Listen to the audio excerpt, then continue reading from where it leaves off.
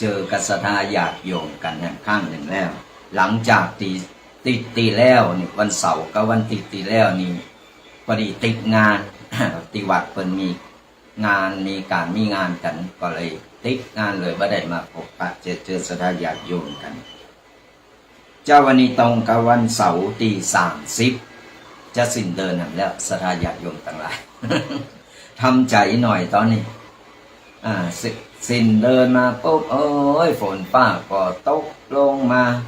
เบาหูว่า2-3 วันติดกันวันนี้ก็เหมือนกันศรัทธาญาติโยมทั้งหลายแต่วันนี้ยังแควนหน่อยดียังอ่อยมาแสะก็มาเป๊ะนี่แหละมันก็เลยทำเสงานคนตีกำลังตั้งอกตั้งใจจะไปเยกงานกันไปทำการทำงานกันตื่นเจ้ามาฝนซ้ำมาตกฝนตกมาปุ๊บมันก็เลยหมดกำลังใจบ่ฮู้จะไปอย่างใด มันฤดูเปิ้นเนาะสลาญาติโยมมันเป็นฤดูของเปิ้นเฮาก็ว่าเปิ้นบ่ได้เนี่ยนิสัยคนไทยเฮานิสัยคนเฮามนุษย์เฮามันเป็นอย่างอีกมันจื้อได้ดังใจไปหมดมันก็เป็นไปบ่ได้สลาญาติโยมเฮาก็ต้องปรับสภาพตามที่มันเกิดขึ้นเปิ้นถึงบอกว่า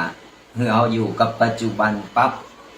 สถานการณ์ปรับโตของเฮาเนี่ยปรับจิตปรับใจมันอยู่กับเหตุการณ์ปัจจุบันมันฤดูฝนเฮาจะไปด่าไปแจ้งเพิ่นก็บ่ได้มันก็มีถึงผลดีผลเสียโดยเหมือนกันศรัทธาญาติโยมทั้งหลายบางคนก็ต้องการฝนบางคนก็ต้องการแดดนาจิตตังเพราะฉะนั้นเราก็ต้องแปลงใจเป็นกลางยอมรับความจริงคือใดความจริงในปัจจุบันเนี่ยเราต้องยอมรับมันเราจะไปห้ามฟ้าห้ามฝนไปตกมันก็บ่ได้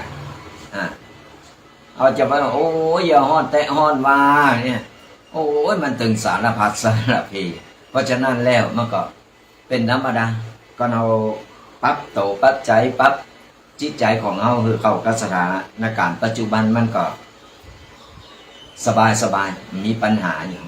ตู้เจ้าก็เหมือนกันเนอะไม่ใช่ว่ากับศรัทธาญาติโยมเดือดร้อนนะตู้เจ้าก็เหมือนกันแต่ว่านี่กูว่าเพิ่นก็มีการตามหาบรรพบุรุษหาคนตายเพิ่นว่าวันเปตภีหรือวันปล่อยผีนะวันนรกดักแล้วแต่ไปเจ้าห้องกันบางคนก็เพิ่นเนาะก็ห้องว่าทันสมัยหน่อยบอกว่าฮาโลวีนเมืองไทยก็คือวันปล่อยผีแล้วแต่เจ้าห้องเอาตามตีสนุกกันเฮาได้ทำไปแล้วเฮาได้ตานไปแล้วเฮาก็สบายอกสบายใจกันเป็นห้องว่ากินหวานตานโหมนกินเป็นว่าตานหลงตานใหญ่ตานหลงกันนี่กูว่าศรัทธาญาติโยมหลั่งไหลเข้าวัดกันโอ้ยไปทำบุญหันแล้วก็ปลื้มอกปลื้มใจศรัทธาญาติโยมเพราะว่าฮีทอยเก่าดั้งเดิมของเฮาเนี่ยศรัทธาญาติโยมก็ยังบ่ลืมกันถึงการเวลาสมัยมันจะเปลี่ยนแปลงไปก็ตามแต่เฮาก็ยังบ่ลืมฮีทอยเดิมช่วยกันรักษาเอาไว้บางตางก็ตามฉลากกันอย่างตีวัดหลงละปูนของเฮาตะวานี่ก็การสลากย่อมกันเป็นดีโมนเป็นดีงานบุญใหญ่บุญหลงกันบางวัดบางวาก็ตานสังแล้วแต่สะดวกกันฝนก็ตกโตยไปอ่านเส้นโดยเส้นก็เป๊ะมันโมนมันงัน นึกถึงสภาพแล้วมันจึงมันจึงตู้เจ้าพระเนงกสุดสูนอันกันตึงขยโยมลนหาเส้นกันไปปะบางตีนี่จะเล่าฟังสระยะบางทีนะเขาอ่านเส้นเขาเลงเส้นมาจาดีละจากหนึ่งไปถึง ถึง10ถึง20อย่างเงี้ยแล้วพอเฮาไปถึงปุ๊บมันไม่ได้อยู่อันมันข้ามจงข้ามอย่างทุกเจ้าก็ล้นตัวหากัน อันนี้อยู่ไหนเบอร์นี้อยู่ไหนอยู่หันอยู่นี่ก็เสาะหากันมันก็เพิ่นเฮาว่ากินหวานตาลหมด ก็ว่ากันไปสระยะอย่างนี้นะปีหนึ่งก็เว้นมาบรรจบคบกันแห่งครั้งหนึ่งเอาก็ตาหนาบรรพบุรุษตาหนาคนที่เปิ้นกินเปิ้นคนที่เปิ้นได้ล่มหายตายจากไปแล้วเปิ้นก็ได้บุญได้กุศลกรรมเฮาได้กินได้ของที่เฮาได้ตานไปเนี่ยเปิ้นว่าอิ่มในอิ่มไอบุญของที่เฮาได้ระลึกนึกถึงได้เยะได้ทำได้ตานไปหาเปิ้นเป็นประเพณีที่ดีงามเฮาต้องสอนลูกบอกหลานตัวว่าเป็นประเพณีที่สืบทอดกันมาบัดนี้ละบัดนี้ลืมกันวันนี้ฝนเจ้ามานี่ฝนตกก็ได้อานิสงส์อันนั้นน่ะศรัทธาญาติโยมตู้เจ้าไปออกไปบิณฑบาตตู้เจ้าไปบิณฑบาตบ่ได้บ่เจ้าในฝนลงมาเสได้อานิสงส์ตะวาเนี่ยตะวายังมีอยู่เอาเข้าตู้เย็นไว้ของตีติดอันดับเลยนี่อย่างหู้ก่อศรัทธาญาติโยมเฮ็ด เต็มตู้มาเจ้านี่ก็เอามาอุ่นนะคนนั้นมาตานก็โอ้ยอีปอเปิ้นมักเฮ็ดอีแม่เปิ้นมักเฮ็ดอุ้ยเปิ้นมักเฮ็ดจึงเฮ็ดจึงหน่อเต็ม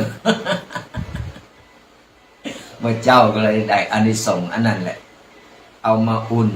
ก็เล่งตุกเจ้าพระเนรกันมันก็ลำ ปีนี้นี่เฮ็ดหนักเนอะหลายตีหลายตั้งวันนี้เจ้านี่แล้วก็เมื่อทำบุญตอนเพลก็ยังมีอยู่นะเฮ็ดยังมีอยู่ในตู้เย็นก็เอามาอุ่นกันให้ไหม ก็กินกันไปว่ากันไปอย่างใดก็อย่างที่บอกศรัทธาญาติโยมทั้งหลายมันกินมันตานมันทำบุญกันไปเอาจะไปนั่งรออย่างอี้แหละ100 วันพันปีหรือว่าปีหนึ่งก็จะเว้นมาบรรจบครบรอบแห่งครั้งหนึ่งก็มาตานหากันไอการกินการตานได้ตึงวันศรัทธาญาติโยมก่อนเราใจตกจิตตกแล้วเราตานได้ตึงวันเราทำไปเตอะก่อนเราพร้อมตีจัดกินจัดตานไม่ต้องไปรอวันนั้นวันนี้รอวันพระก่อนก็ไปเข้าวัดก็ไปทำบุญการทำบุญการกินการทานทำได้กูตีกูตังไม่จำเป็นจะต้องไปทำอยู่ในวัดอย่างเดียวนะเอาที่เราสะดวกที่เราพร้อมเราสะดวกนี่แหละ เราก็กินก็ทานไปไม่จำเป็นจะต้องทานเฉพาะตุเจ้าพระเนรนะการทำบุญเขาทำบุญอย่างก็ได้ที่เป็นบุญเป็นกุศลเขาก็ทำไปเขาทำแล้วเขาสบายใจเขาตกแล้วก่อนเมื่อเขาทำบุญไปแล้วเนี่ยเขาก็ต้องไปคิดถึงอะไรอย่างแล้วเพิ่นจะเอาไปอย่างอันกันเพิ่นจะเอาไปหือคนนั้นกันจะไปยาอันจะว่าต้องไปโหงศรัทธาญาติโยมในเมื่อใจเขาโต๊ะเขายกมือถมโหเขาจบแล้วว่าอธิษฐานเรียบร้อยปุ๊บเขาได้ใส่บาตรไปแล้วหรือว่าเขาทำบุญอย่างไปแล้วบุญเกิดจากใจเขาและอันดับแรกบุญเกิดจากใจเขาแล้วเขาทำไปแล้วปุ๊บเขาสบายใจต่อไปนี่ก็เขาได้รับปอนเรียบร้อยแล้วต่อไปก็เป็นหน้าที่ของตุเจ้าพระเนรหรือของคนที่เพิ่นรับไปเพิ่นอย่าเอาไปบูรณะอันนั้นอันนี้เพิ่นอย่าเอาไปทำอันนั้นนี่ก็แล้วแต่เพิ่นเขาก็บ่ต้องไปโหงหาอะไรบ่ต้องไปกองหานี่การทำบุญใจทำบุญไปแล้วก็ไปเหลียวหน้าเลี้ยวหลังพอเพิ่นจะเอาไปไหนอันนั้นเพิ่นเอาไปหือคนนั้นกะหือคนนี้อันนั้นเพิ่นว่ายังบัดหมดกิเลสเพิ่นว่ายังไม่ได้หือตานแบบเต็มร้อยนะก็ฝากศรัทธาญาติโยมกันในเมื่อเขาตัดแล้วเขาปลงแล้วในการที่จะทำบุญในการที่เขาจะ ได้สร้างบุญสร้างกุศลกับหึกับโตเฮาเนี่ยก็ฝากศรัทธาญาติโยมกันเอาไว้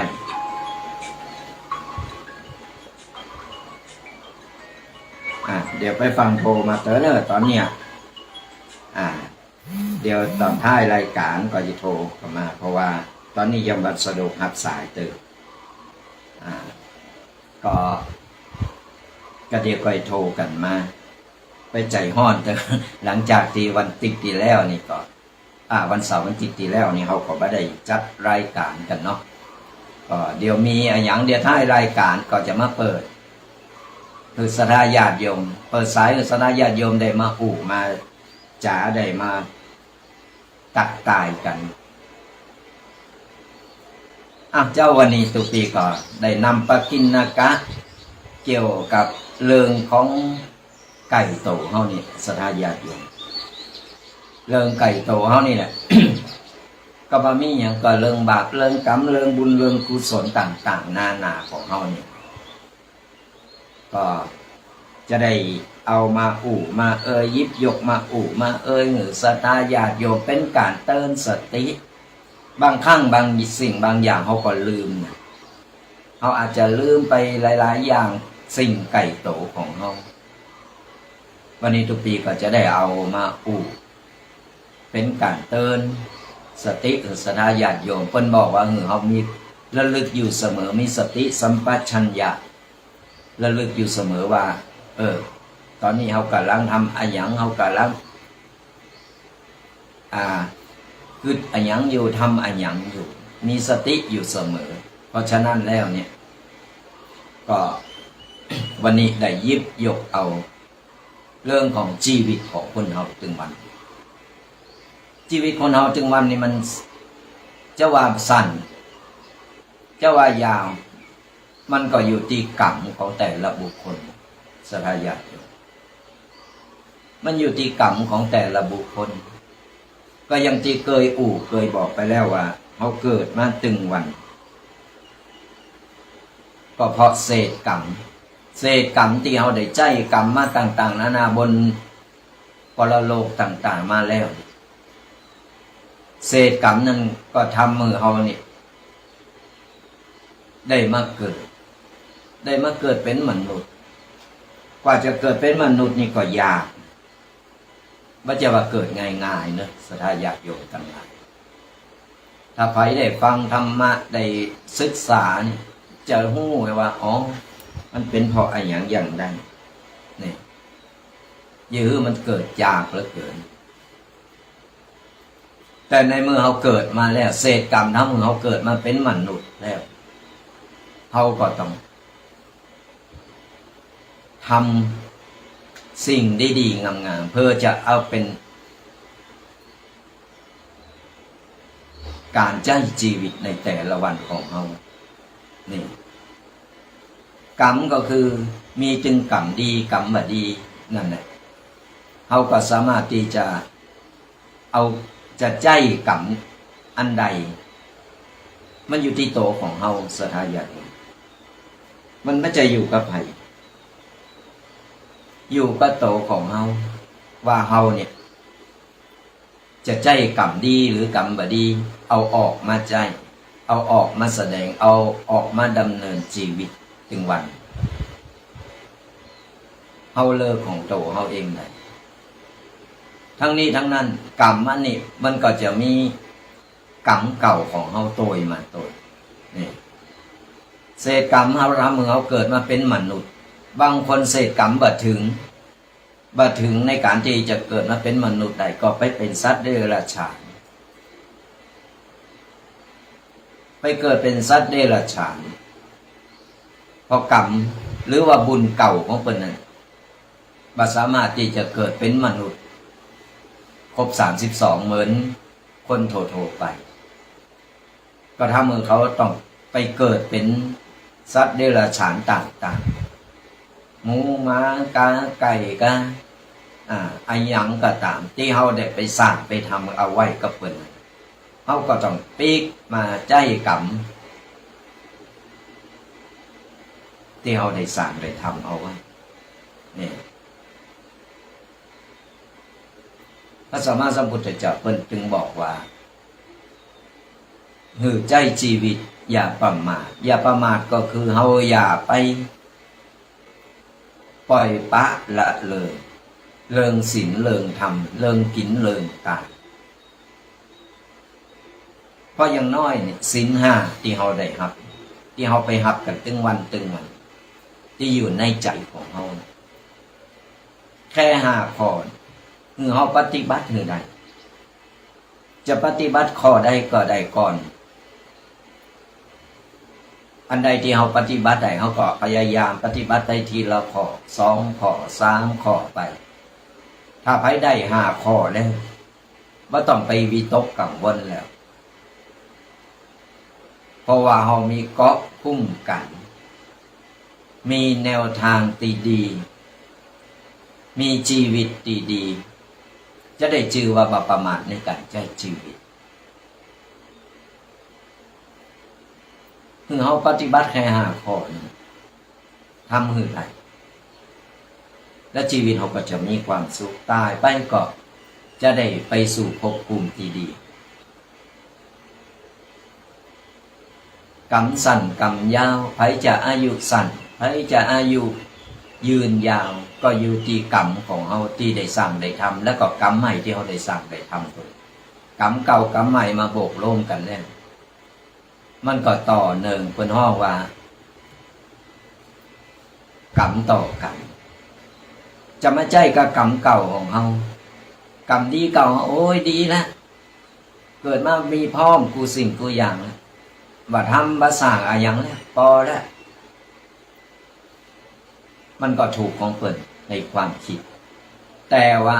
เมื่อกรรมเก่าของเฮาเนี่ยมันใจไปตึงวันมันก็ลดน้อยถอยลงไปตึงวันเหมือนกันเมื่อมันลดน้อยถอยลงไปแล้วเนี่ยเอาบ่สร้างกรรมใหม่บ่สร้างความดีบ่สร้างบุญกุศลมันก็มอดลงไปเพื่อหู้คิงน้ำกายน้ำแก่งก็แห้งสทายะบางคนรวยมีเงินมีทองใจของเก่า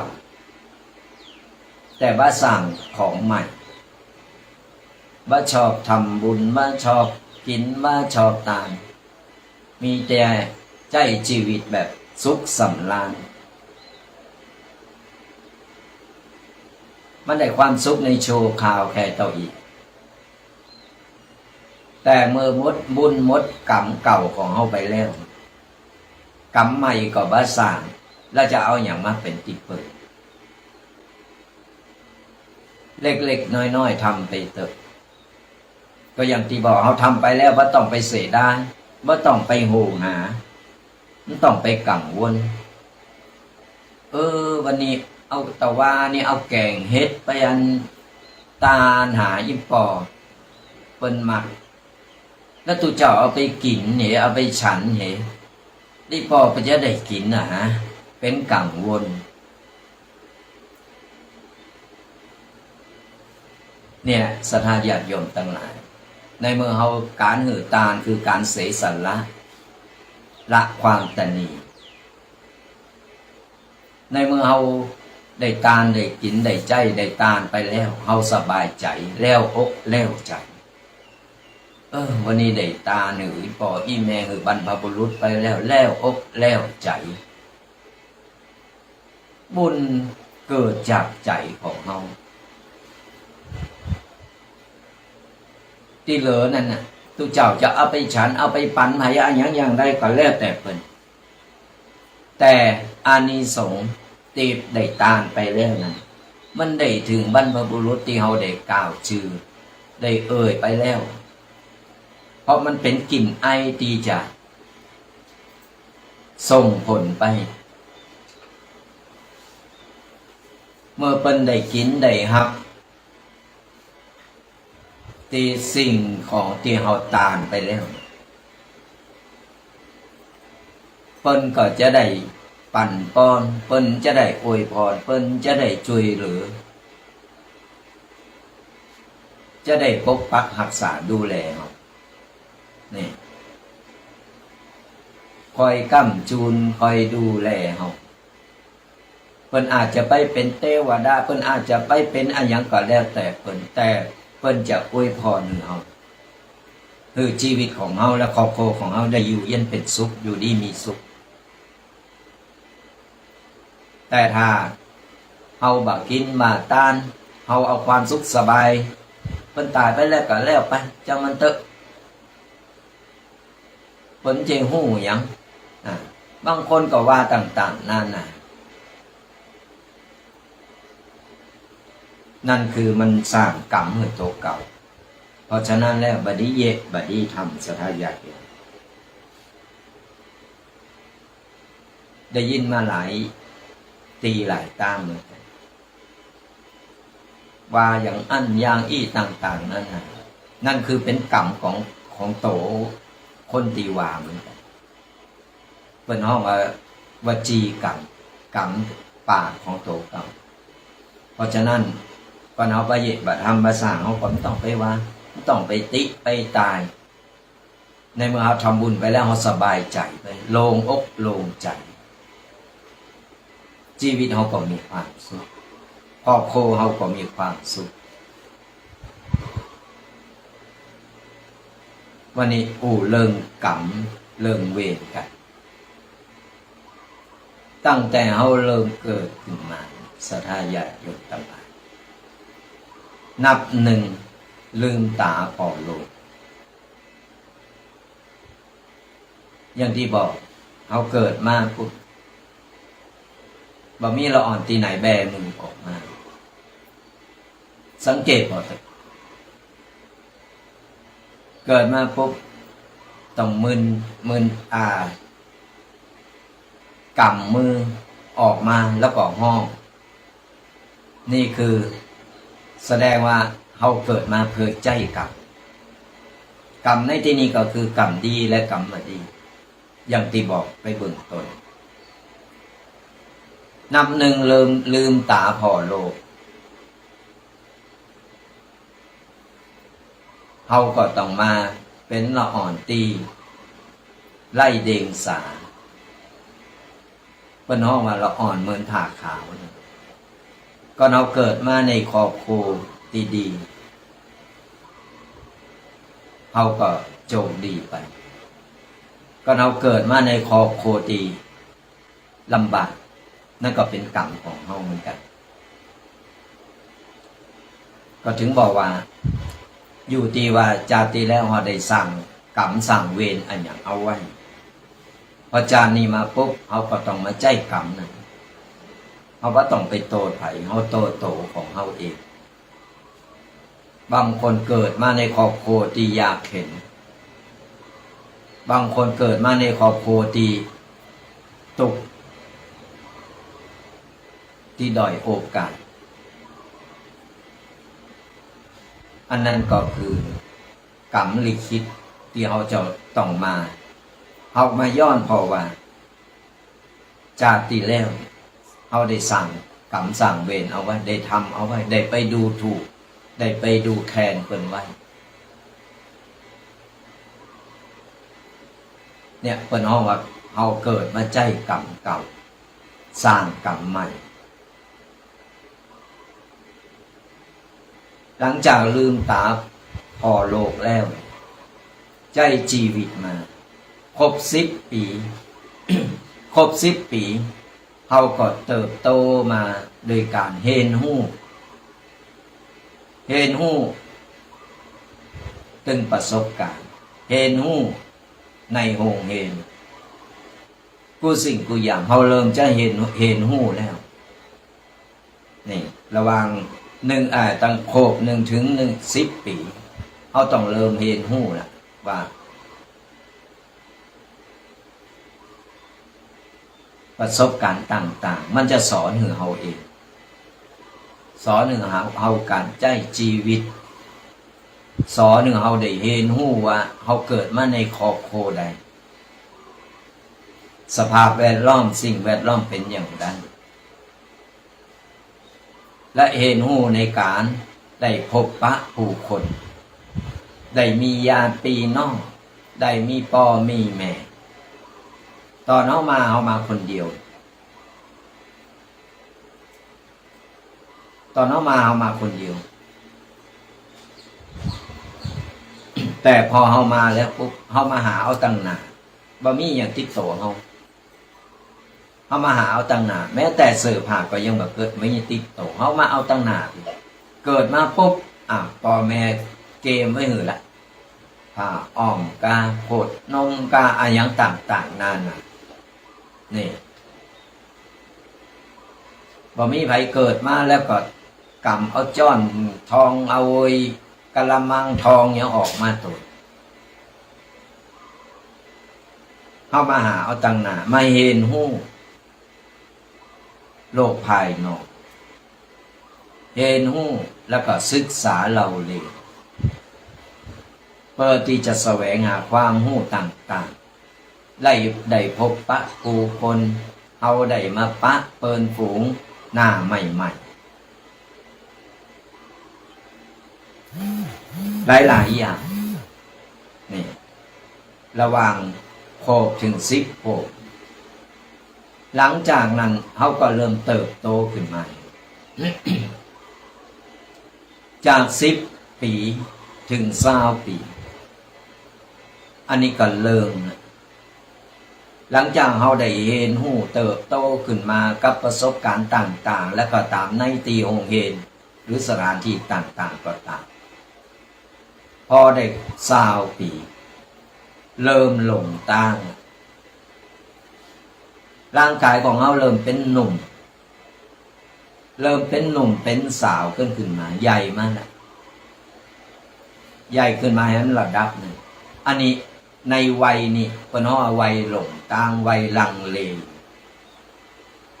หลงตั้งจะได้กำลังสับสนตัวเก่าสับสนว่ามันมีตัวเลือกหลายอย่างสัทยาโยมช่วงนี้คือระวังให้ดีไปมีอะไรละอ่อนไปมีละอ่อนเป็นครอบครัวอย่าได้ก็ตามเขาต้องระวังให้ดีต้องพ่อให้ดีระวัง10 กว่าปีขึ้นมาจนถึง20 ปีเป็นห้องว่าเป็นวัยที่หลงทางวัยลังเลสับสนอย่ามาหัวตัวเก่ายังคนตัวเก่าแบบป้าเธอว่าตัวเก่าชอบอะไรอย่างใดตัวเก่าจะเดินทางอย่างใดจะไปอย่างใดนี่ถ้าใครเป็นผู้ปกครองเคยเล่งลูกมาจะหู้และเขาก็ต้องคอยคือคำแนะนำเพราะว่าเขาจะเกิดมาในครอบครัวใดก็ตามจะตกยากจนอย่างใดหรือว่าจะรวยล้นฟ้าอย่างใดก็ตามวัยนี้ต้องระวังก็เอาแบบคอยประคับประคองคอยจี้แนะคอยดูแลเอาประสบการณ์ของเราที่ผ่านมาไปจี้แนะไปบอกไปกล่าวไปตักเตือนแล้วอ้อนมันก็ไปในทางที่ตามใจโตกับนี่วัยนี้ต้องระวังเพราะน้องเป็นวัยหลงทางเป็นวัยที่ลังเลสับสนอยู่ก็ยังเป็นข่าวกันถึงวันอย่างที่หันกันนั่นแหละว่าสับสนอย่างไรอย่างนะถ้ามันไปทางตีดีมันก็ดีไปโชคดีไป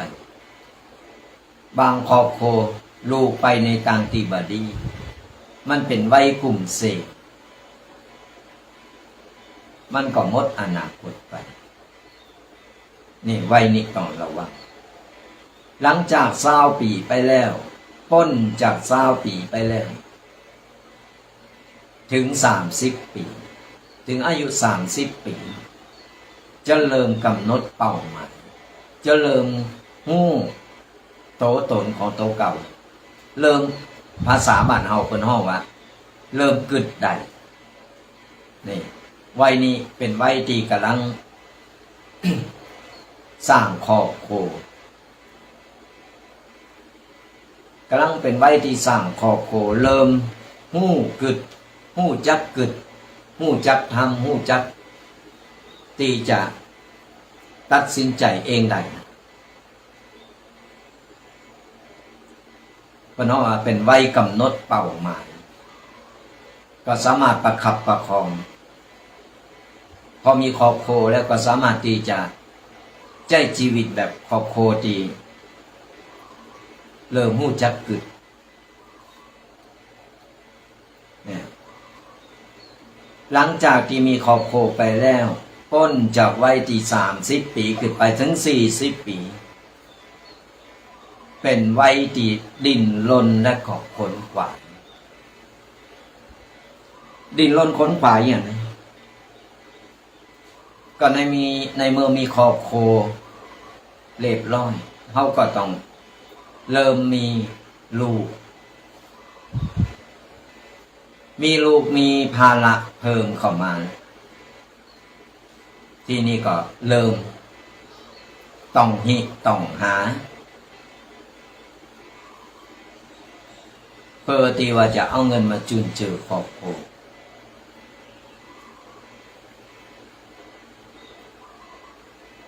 ต้องดิ้นรนขนขวายเพื่อให้ครอบครัวอยู่สุขสบายมีกินมีใจเป็นวัยดิ้นรนขนขวายเพื่อจะหือมดภาระในการที่ส่งลูกกันเล่งลูกกันต่างๆนั่นนะหลังจากพ้น40 ปีไปแล้วถึงวัยกลางคนคือ50 ปีพอมาถึงวัย50 ปีเริ่มที่จะระลึกถึงความหลังเริ่มเป็นกำกึดนึกถึงความเก่าความหลังอย่างอันเนาะโอ้ยตอนนั้นเป็นอย่างตอนนี้เป็นอย่างอันนี่คนเฒ่าเริ่มเข้าวัยกลางคนเริ่มหู้ประสบการณ์ต่างๆผ่านมา50 ปีเริ่มเห็นหู้ชีวิตของโตเก่าและก็เห็นหู้ชีวิตของคนอื่นตัวของคนรอบข้างตัวแต่ละคนมีชีวิตที่บ่เหมือนกันแต่เวลามี24 ชั่วโมงเหมือนกันเท่ากันแต่เขาจะใช้ชีวิตในแต่ละวันของแต่ละบุคคลจะใช้กันอย่างใดจะใช้ชีวิตอย่างใดจะดำเนินชีวิตในแต่ละวันอย่างใดกันและจะเริ่มระลึกนึกถึงเรื่องเก่าความเก่าความหลังกันนึกถึงว่าที่ผ่านมาเนี่ยโอ้เขาเคยหูจักคนนั้นเขาเคยมีอย่างอันอย่างต่างๆนานหลังจาก50 ปีไปแล้วจนถึง60 ปีเริ่มหลังจากเป็นกำกึดนึกถึงความเก่าความหลังเริ่มหู้โตว่าเริ่มแก่เป็นวัยทองมาแล้วพอ60 ปีก็เกษียณโตกับนี่เป็นวัยที่ต้องเกษียณโตเก่าปล่อยวางปลงกูสิ่งกูอย่าง60 ปีแล้วนะก็ปล่อยเป็นหน้าที่ของลูกของหลานไปสมบัติภัสถานต่างๆนาก็ปลงไปปล่อยไปแบ่งไปมีลูกกี่คนก็ทำพินัยกรรมทำอย่างก็แบ่งปันกันไปไม่ต้องไปโหหาอย่างละพออยู่มา60 ปีแล้วเกษียณเก่าก็คือเขาถึงเขาจะไปทำงานราชการเป็นพ่อบ้านแม่บ้านก็ตามถึงวัยที่เขาต้องปล่อยปลดปลงปล่อยวางในเมื่อมันถึงวัยทองนะวัยถึงขนาดนี้แล้วเขาก็ไม่ต้องไปหาพอเอาหามา60 กว่าปีแล้วสมควรปลดปล่อยวางเป็นหน้าที่ของลูกของหลานไปมีกิจการงานอย่างบริษัทอย่างห้างร้านอย่างก็ตามก็แบ่งลูกแบ่งหลานให้เขาบริหารให้เขาทำไปก็อย่างที่บอกว่าการเวลามันหมุนมันเปลี่ยนไปติ๊ก วัยเฮานี่มันก็สมควรที่จะปล่อยคือลูกคือหลานเพราะว่าวิสัยทัศน์ของเราอ่อนรุ่นใหม่นี่ก้าวไกลมันกว้างกว่าวิสัยทัศน์เก่าๆเดิมๆของเราเพราะกูสิ่งกูอย่างประเดียวของท่านสมัยตึงมนมันโตยมาติ๊กติ๊กมันออกมาติ๊กติ๊กเฮาโตยพอบัดตันเทคโนโลยีต่างๆสมัยบัดเดียวเฮาจะไปงมคงอย่างเดียวมันบ่ได้มันต้องมีเทคโนโลยีต่างๆเทคนิคต่างๆมีทักษะต่างๆในการเอามาบริหารในแต่ละอย่างผู้ง่ายๆหันภาพอยู่ถึงวันสมัยแต่ก่อนไถหน้านี่บ้านเฮาเอาโง่เอาควายมาไถหน้าพอถึงเวลาปุ๊บก็เอาควายเอาโง่ออกไปนะจูงไปกลางไฮกลางหน้าไปไถหน้าไปดำนาไปศูนย์กันสมัยบัดเดียวเฮาลองพอควายก็มีแต่เป็นควายเล็กนี่จากควายเล็กมาปุ๊บเป็นรถแท็กเตอร์นี่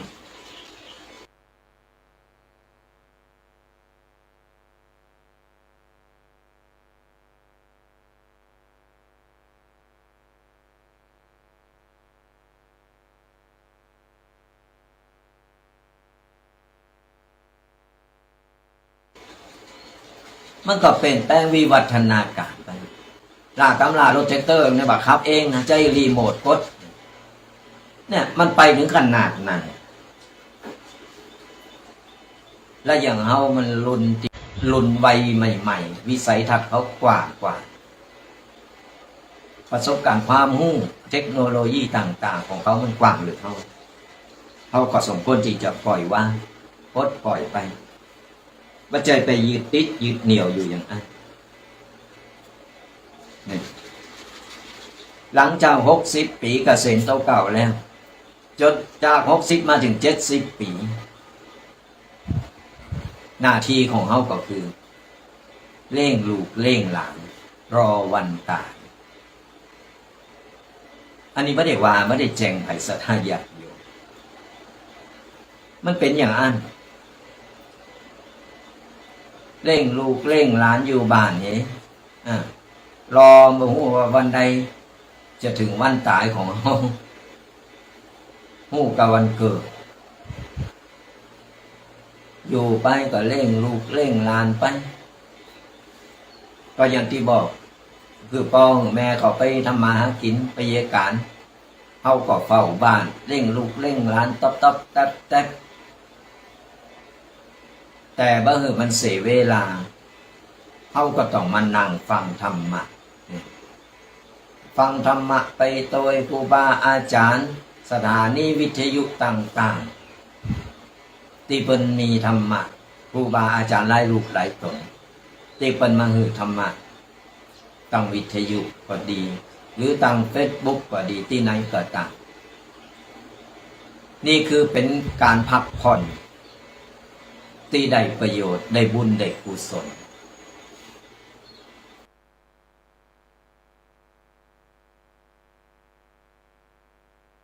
วัยนี้เฮาเข้าวัดบ่ได้เฮามีเวลาไปวัดเนอะอีหล่ามันเอาลูกหลานมาหือเลขละอ่อนบ่ได้ละหลานบ่ได้คุขะนาโมไปบ่ได้เนอะต่างๆสระอย่างเฮาก็สามารถซื้อวิทยุมาฟังธรรมะไปเร่งหลานไปทำการทำงานไปโดยได้บุญได้กุศลตัวแล้วเราก็จะได้นำตามเราสามารถที่จะไปสอนลูกสอนหลานดำเนินชีวิตคอยแนะแนวเป็นได้ว่าตามในบาประมาทในการใช้ชีวิตเขามันจะแบบเสียเวลา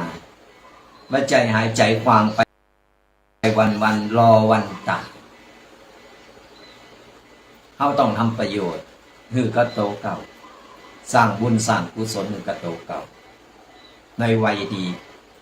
เกษมโตมาแล้วถึงวัยที่จะถึงวัยไก่เป็นบรรห้อว่าเป็นไม้ไก่ฟังกันไปจาก70 ปีไปถึง80 ปีอายุ80ที่นี่ก็เริ่มโรยลาลงไปบ่ว่าจะเป็นเนื้อหนังมังสาบ่ว่าจะเป็นเลียวแรงต่างๆนี่เป็นไว้ดีเป็นห้องว่าเฝ้าพ่อกับประตูยื้อเฝ้าพ่อกับประตูก็แปลงหน้ามองตามองพอรอนี่เมื่อใดลูกจะปิกมาเมื่อใดหลานจะปิกมา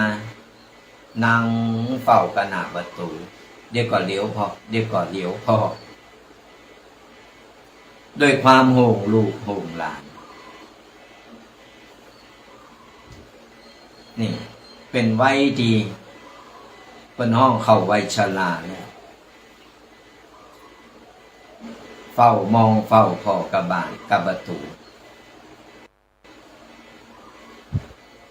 หลังจาก80 ปีไปแล้วถึง90 ปีอายุ90ที่นี่เขาเป็นไว้ดี นอนติดเตียงร่างกายเรียวแรงเริ่มมดเริ่มถอยไปนะบางคนก็แข็งแรงนะหันคนเฒ่าบางที90บางที100ไปยังเตี้ยวได้อยู่อันนี้ก็เป็นบุญเป็นกุศลเป็นศรัทธาญาติโยม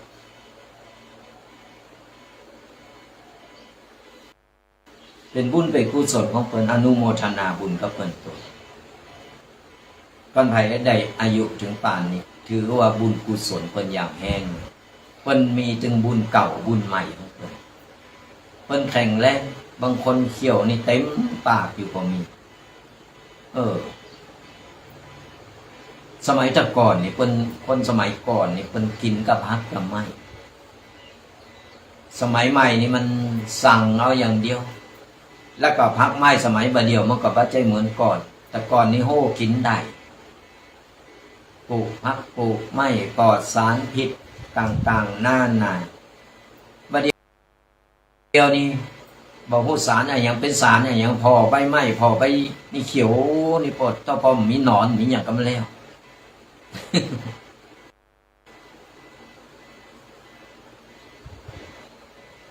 เอามากินมันก็อันตรายอายุมันก็เลยสั้นไปก็ถึงบอกคนสมัยก่อนเพิ่นกินข้าวกับกล้วยนี่โอ้เพิ่นแข็งแรงพูดถึงเรื่องกล้วยนี่เฮากินมาตั้งแต่ตัวน้อยน่ะก็แต่กินข้าวว่าจางแม่เอาข้าวหนึ่งมาเอากล้วยเขาใส่กับมาแล้วเอามาผสมกับน้ำลายแม่เอามาปอดให้เขากิน ก็เขาเยอะเติบใหญ่มาจนป่านหลังจาก90 ปีไปแล้วถึงอายุครบ100 ปีบ่ฮู้ว่าใครจะถึงบ่ถึงก็บ่ฮู้นะแต่ถ้าไปถึง100 ปีก็เป็นกำไรอย่างแห้งวัยนี้ก็เป็นวัยที่เต็มนะเต็มเอาแขวนเอาลูกโต๊ะเก่าแขวนไว้ข้างฝาผนัง ไว้คือลูกคือหลานพ่อเนี่ยที่อู่มาถึงมดถึงหมนเนี่ยเป็นห้องว่านี่แหละชีวิตของคนเฮามันเวียนว่ายตายเกิดมันมีเต้าเอียเกิดแก่เจ็บตายเวียนว่ายตายเกิดกันไปอยู่เจนใดว่ามดกรรมมดเวรมันก็เวียนว่ายตายเกิดกันไผใครไปถึงนิพพานเนี่ยก็ปฏิบัติรักษาศีลปฏิบัติธรรมจะได้พ้นวัฏสงสารจะได้พ้นแล้วไม่ต้องมาเวียนว่ายตายเกิดไปสุขสำราญอยู่บนสวงสวรรค์ไปเป็นเทวบุตรเทวดาไปอยู่จันนิพพานต้องมาเวียนว่ายตายเกิดในวัฏสงสารก็อย่างนี้แหละกันไปสั่งกรรมสั่งเวรไว้ชาตินี้มาก็สั่งกรรมอยู่มันก็เวียนว่ายตายเกิดอยู่จองล่างจองผ่าน เป็นเพิ่นเฮามาเป็นในเจ้ากรรมในายเวรกันอยู่เนี่ยกูว่ามึงว่ากูไอ้ยังต่างๆนั่นน่ะมันก็เป็นเจ้ากรรมนายเวรกันไปผูกอาฆาตกันไปอย่างนั้นพระสัมมาสัมพุทธเจ้าเพิ่นถึงได้บอกว่าเพิ่นได้มอบเฮอเฮาไว้ใจมอบเฮอเฮาไว้ใจสำหรับเอาไว้ข้ามแม่น้ำคือไปถึงฝั่งนิพพานแต่มันอยู่ที่ว่าเฮาจะแจ้วเฮอหรือว่าจะพายเฮอลำเนี่ยคือมันป้นข้ามแม่น้ำใดก่อนหรือว่าเขาจะวนอยู่ในกระแสของวัฏสงสาร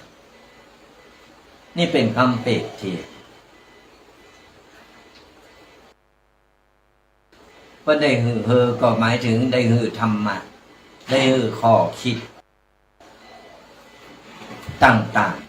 ๆได้หือคติธรรมของเขาเอาไว้หือเฮานำมาปฏิบัติมาประพฤติปฏิบัติก็เราสามารถที่ว่าประพฤติปฏิบัติได้เราก็สามารถที่จะพ้นข้ามแม่น้ำไปได้ก็คือไปยังถึงฝั่งนิพพาน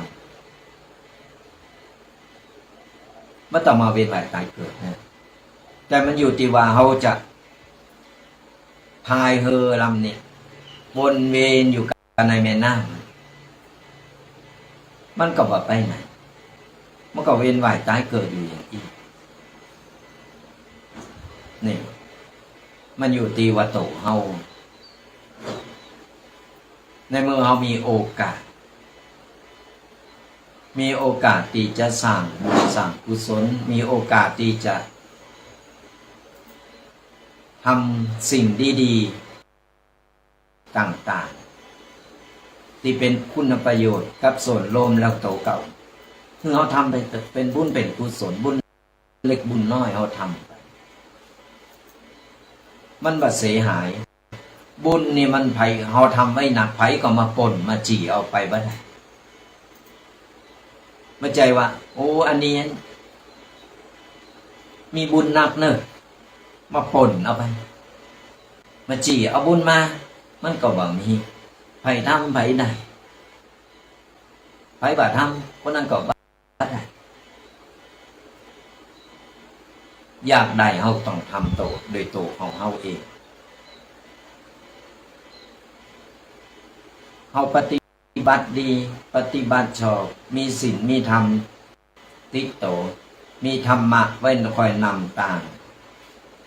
ชีวิตเฮาก็จะดีครอบครัวเฮาก็จะเจริญรุ่งเรือง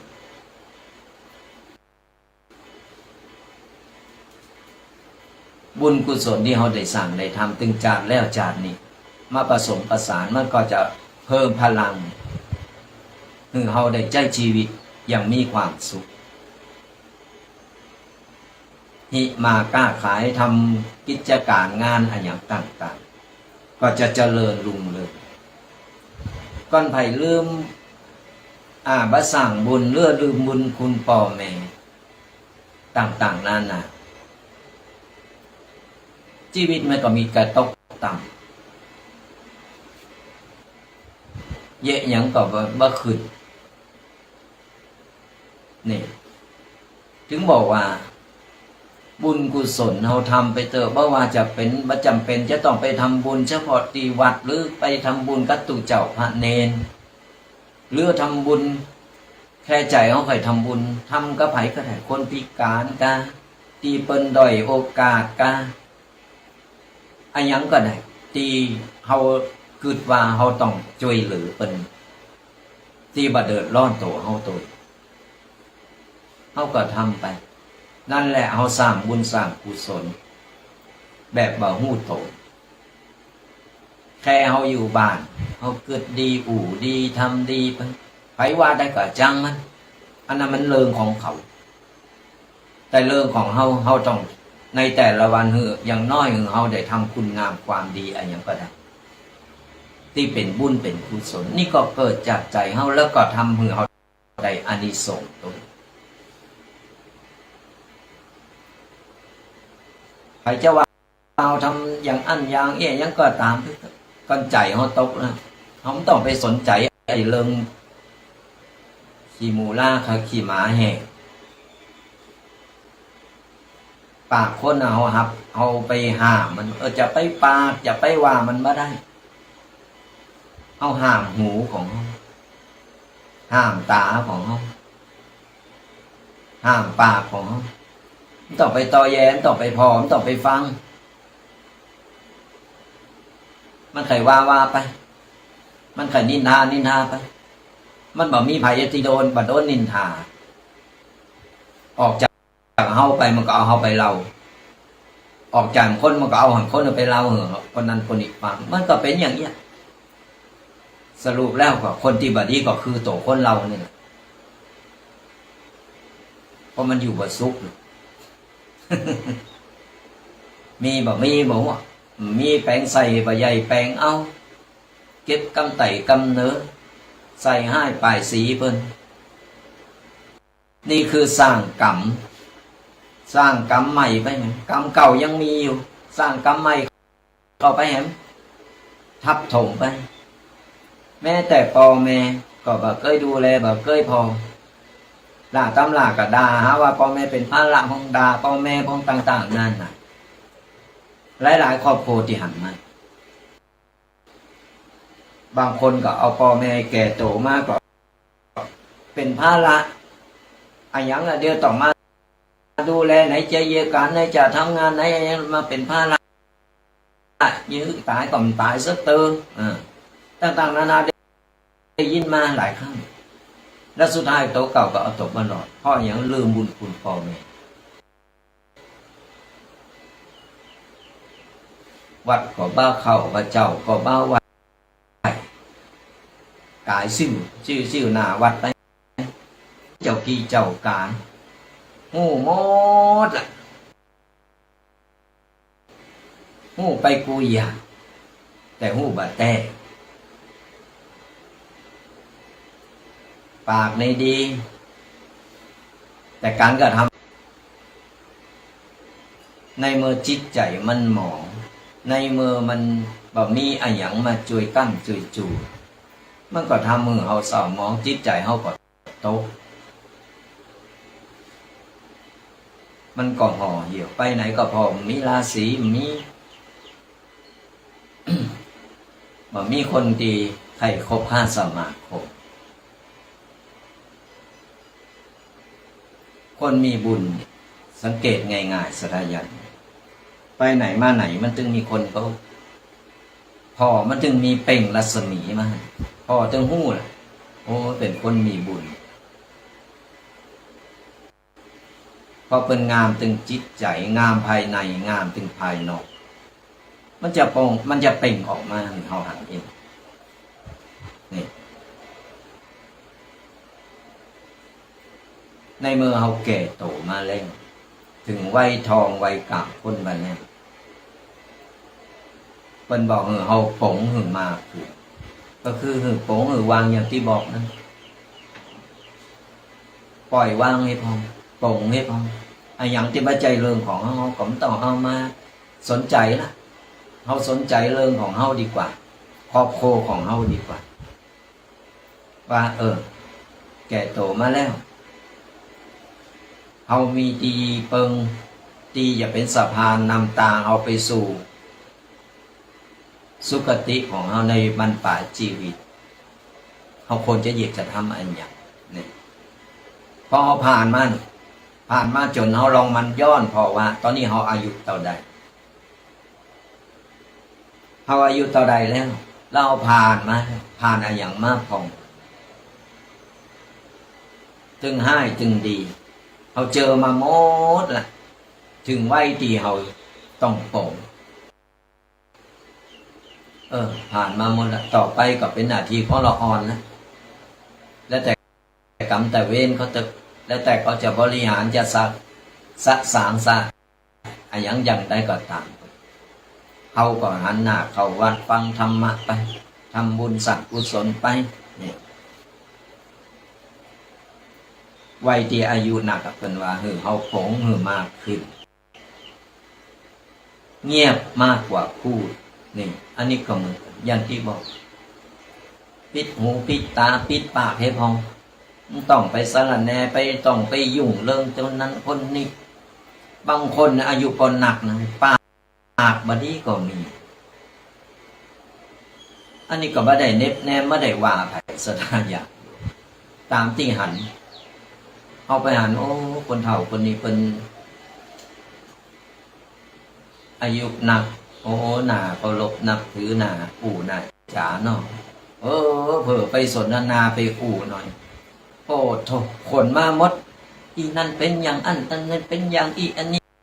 เป็นอย่างอันก็ไปเป็นห้องว่าไปอยู่ตามเถ่าเนี่ยมันเป็นอย่างอันกองเฮาอย่างที่บอกปล่งว่างปล่อยวางให้พองไม่ต้องไปยุ่งเรื่องคนอื่นเอาหูไว้ฟังธรรมะ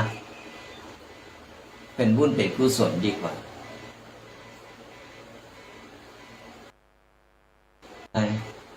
โหงหันโหงนี่โหงความสัมพันธ์กันตายไปแล้วเนี่ยมันจะอยู่อย่างไรจะกินอย่างไรอะไรอย่างไรมันเป็นกังวลเราไม่ต้องไปสนใจนะก็เขาเล่งเขาใหญ่มาเลยเล่งเขาใหญ่มาแล้วในเมืองเขาปีกาแข่งเขาสามารถว่าทำมาหากินได้เขาก็ไม่ต้องโง่นะโง่หลังเพื่อตั้งโง่เป็นใหญ่อันนั้นก็ของกูอันนี้ก็ของกูตายไปก็เป็นนกแก่ๆอยู่บนหลังคาวัดของกู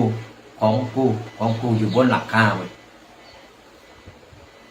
ก็เพราะความโหงใยในความสัมพันธ์ก็อย่างที่บอกว่าเขาเกิดมาเขามาโตคนเดียวดูมีเนื้อหนังมังสามีอวัยวะต่างๆครบ32การออกมานั่นคือเขามาโตคนเดียวมีจิตวิญญาณใหม่ผู้สิ่งผู้อย่างเขามาปะเอาตังหนาไปหมดตอนมามดจุ่มๆมา ตอนไปก็ไปอย่างนี้ไผ่ก็จะโลนตัวเขาดูเพิ่นเอาไป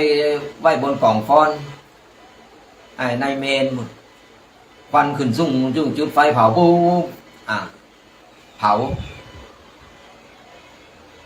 เขาก็โดนเผาอยู่ในป่าเหี่ยวมูนั้นก็วายหลังปีกมดไอของคนที่เขาหักคนที่เขาหลงคนเขาโหงหาอะไร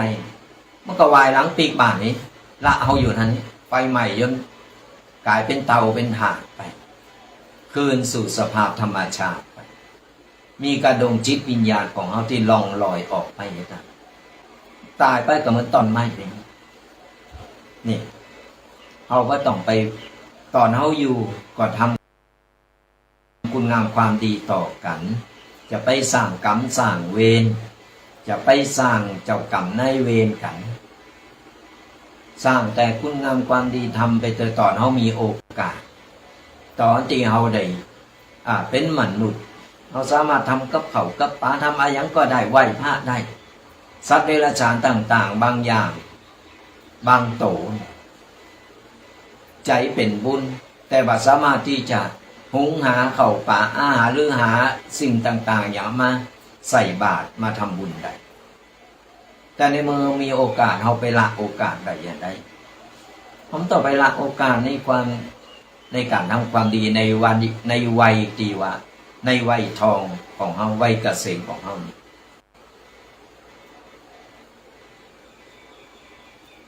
ใจชีวิตเพื่อเป็นโสดโตอยู่เงียบๆอยู่ไม่ต้องไปวุ่นวายกับเรื่องของคนอื่นไม่ต้องไปวุ่นวายกับเจ้าบ่าวใครมีลูกมีหลานก็อยู่กับลูกกับหลานไปเร่งลูกเร่งหลานฟังธรรมะอย่างที่บอกไปไม่ต้องไปวุ่นวายกับชีวิตคนนั้นคนนี้ก็ถึงวัยที่เราต้องปลงต้องละต้องเลิกแล้วที่ผ่านมามันเป็นประสบการณ์ที่เห็นหูมาตอนนี้เขาขึ้นได้แล้ว เขาก็อย่ามาหู้นะนับวันถอยหลังว่ามาหู้วันใดจะไปวันใด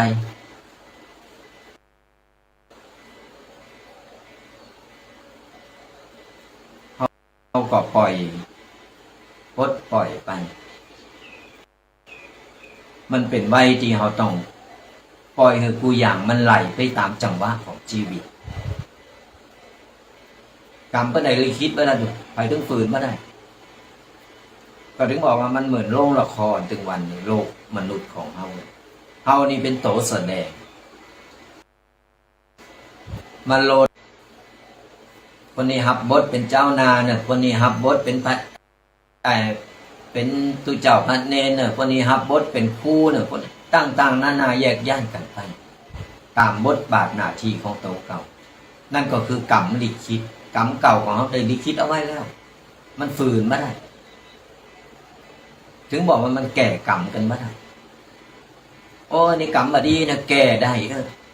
สมมติเงินตัวใดไปแก่กรรมกรรมมันจากบดีกลายเป็นดีได้ก็มันแบบมีไปซื้อแก่กรรมมันมีสถาญาติอยู่แต่มันสามารถทำมือเอาเนี่ยได้เบาบางกรรมของเราเบาบางลงได้โดยการเป็นพฤติกรรมของเราเป็นได้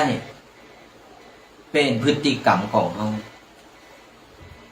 เอาหูว่าจานนี้เอาได้ทำอย่างว่าแล้วมันบดีแสดงว่าจากที่แล้วกรรมเก่าเขายังโตยมาอยู่เป็นพฤติกรรมไหมมันเป็นตีโตของเฮาเองไปหึงหมอนั้นหมอนี้เพิ่นมาเป็นแก่กรรมนะมันบ่มีแต่เบาบางได้โดยการมันทำบุญมันเติมน้ำใสลงไปเหมือนตีเปรียบเทียบเอาไว้ว่าเหมือนโกมเฮาเนี่ยมันมีน้ำมันมีเจือเพลิงเป็นเจืออยู่แล้วแต่น้ำมันจะมีหนักมีหน่อยอยู่ในโกมแต่เอาใจชีวิตปุ๊บเขาก็เหมือนเอาจุดไฟมันก็ใจไปในแต่ละวันไปก็เขาว่าเอาน้ำมันมาเติมมันก็มอดลงไปติ๊กดีไอ้บุญเก่าที่มีอยู่มันก็มดที่เขาเอามาใจเอาใจถึงวันมันก็มดไปมันก็ดับแต่ก่อนเราสร้างกรรมดีครับเหมือนเราเติมน้ำมันเข้าไปติ๊กมันก็โชดโชงชัชวานมันก็สว่าง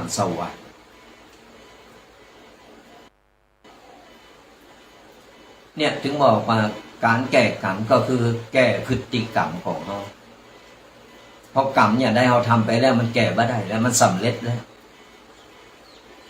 กรรมนั้นได้สำเร็จแล้วเนี่ยยกตัวอย่างเข้าไปฆ่าสัตว์อะไรยังก็ได้เพื่อได้ฆ่าไปแล้วสุมาเถอะมันฟื้นขึ้นมาก่อนมันก็บอกฟื้นกรรมมันได้สำเร็จแล้วสุมาอย่างได้ก่อจางจุดถูกขอสุมาอภัยอย่างได้ก่อกรรมก็คือกรรมคือการกระทำของเราเนี่ย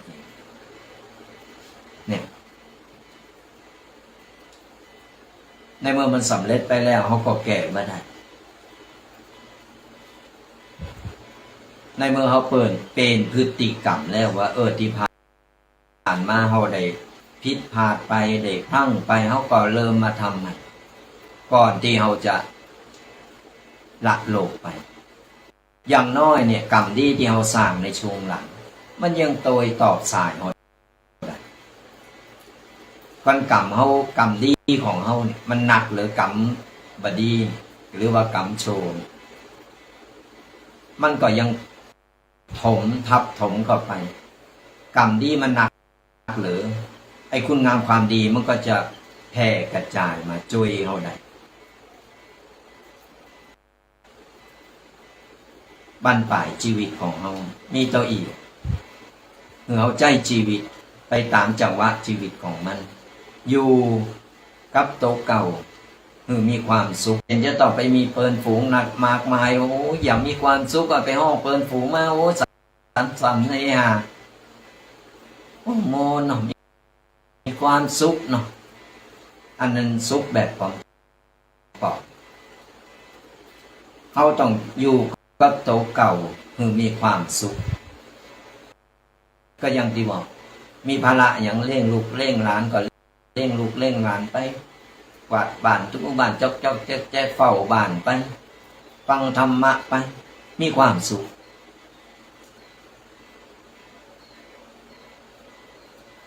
ไม่ต้องเอาเริงอย่างที่มันนักอกนักใจอิดอกอิดใจเอาเข้ามาในสมองมาในวงจรชีวิตตัวเก่า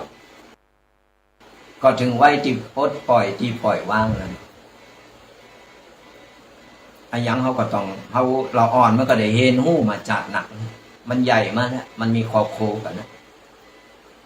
เขาก็ต้องปล่อยคือเขาใจชีวิตของเขาเองใจชีวิตไปว่า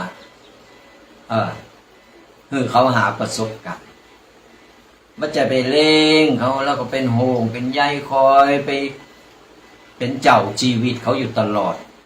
จนแห้งตายนะมันก็ไม่ได้ชีวิตไผ่ชีวิตมันในเมื่อครอบครัวเขาสั่งมีครอบครัวแล้วเขามีกำกึดแล้วก็ปล่อยเขาดำเนินชีวิตครอบครัวของเขาไปเขาก็พอห่างๆเขาก็ใช้ชีวิตในส่วนโตของเขาถึงไว้ที่เขาพดนะพดปล่อยแล้วเขาก็อยู่มีแบบมีความสุขของเขาไปช่วยได้ต๊อบแต๊บว่าต้องไปเจ้ากี้เจ้าการโหงหันโหงนี่มันวัยที่เขาอายุหนักแล้วเขาก็ต้องปลดปล่อยว่างไปชีวิตเขาก็จะมีความสุขตายไปก็ตายต่างรักสถายะวันนี้ได้เอาเรื่องกรรมเรื่องเวรมามาจากัสถายะโยมกันก็เป็นการตีว่าหือขอคิดหือกติธรรมการฟังธรรมะฟังแล้วก็ลืมไปมันก็บ่เกิดประโยชน์ฟังแล้วก็ผ่านไปเข้าหูซ้ายออกหูขวามันก็บ่เกิดประโยชน์สดายะอยู่ในเมื่อมันบ่เกิดประโยชน์เนี่ยคือมันก็เสียเวลาไปอันยังก็บ่ได้แต่ถ้าเราฟังธรรมะ